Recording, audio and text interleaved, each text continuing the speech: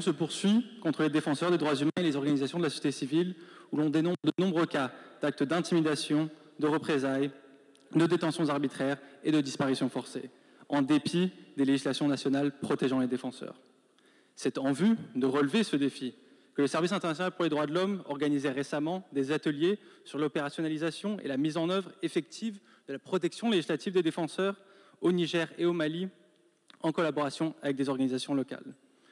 En effet, Monsieur le Président, il est impératif que les lois nationales de reconnaissance et de protection des défenseurs en vigueur au Niger, au Mali et au Burkina Faso soient effectivement mises en œuvre, leurs garanties pleinement réalisées et les défenseurs enfin protégés. Nous appelons donc, Monsieur le Président, les autorités nigériennes, maliennes et burkinabées à respecter le droit en vigueur relatif à la protection des défenseurs et nous appelons la Commission africaine à inviter ces États à respecter leurs obligations internationales et internes en matière de droits humains. En Guinée, Monsieur le Président, la société civile poursuit là aussi son plaidoyer en faveur d'une loi nationale portant protection des défenseurs des droits humains, alors que l'espace civique reste restreint en Guinée depuis la transition politique de 2021. En effet, l'adoption, Monsieur le Président, d'une telle loi assurerait le respect des droits des défenseurs, la reconnaissance de leurs contributions et la protection contre toute représaille pour leur travail de défense des droits humains. Nous appelons donc, Monsieur le Président, les autorités guinéennes à continuer de collaborer avec la société civile en faveur d'une loi nationale de protection des défenseurs et nous appelons la Commission africaine à apporter tout son soutien en faveur de la protection, de la promotion et de la réalisation des droits des défenseurs dans l'ordre juridique interne des États par l'adoption de telles lois nationales à cet effet, conformément à la Déclaration des Nations Unies sur les défenseurs des droits de l'homme. À Madagascar, Monsieur le Président, la jeunesse est engagée dans une lutte en faveur d'une vie digne et des services publics de qualité dans le pays. Pourtant, des manifestations pacifiques ont fait l'objet de répressions violentes, alors qu'on compte des dizaines de morts déjà.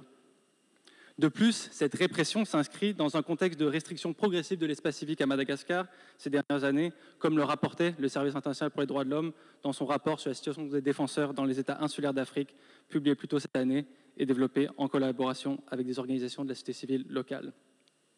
Les libertés fondamentales, Monsieur le Président, notamment la liberté d'expression, la liberté de réunion et la liberté de la presse, doivent être respectées et la violence doit cesser. Nous appelons donc, Monsieur le Président, les autorités malgaches à entendre les revendications légitimes du peuple, à adopter des lois et des mesures pour garantir le respect des libertés fondamentales, notamment la finalisation de la loi sur la protection des défenseurs des droits humains, à assurer le retour et le maintien de l'ordre constitutionnel et à enquêter sur l'usage excessif de la force par la police.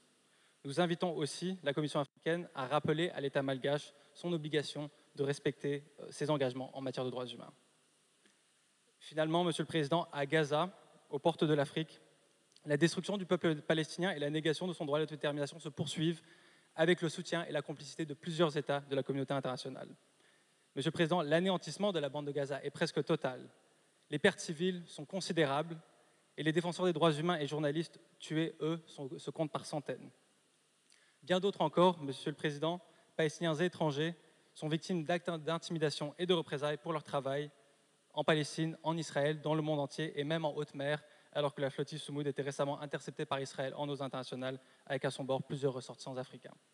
Nous appelons donc, Monsieur le Président, la Commission africaine à donner suite à sa résolution sur la situation en Palestine et dans les territoires occupés, adoptée en novembre 2024, en appelant désormais les États parties à la Charte africaine des droits de l'homme et des peuples à adopter des sanctions concrètes, contraignantes et coercitives contre Israël, et ce, jusqu'à ce que cesse le génocide, l'apartheid et l'occupation, et jusqu'à ce que la Palestine soit libre. Merci beaucoup.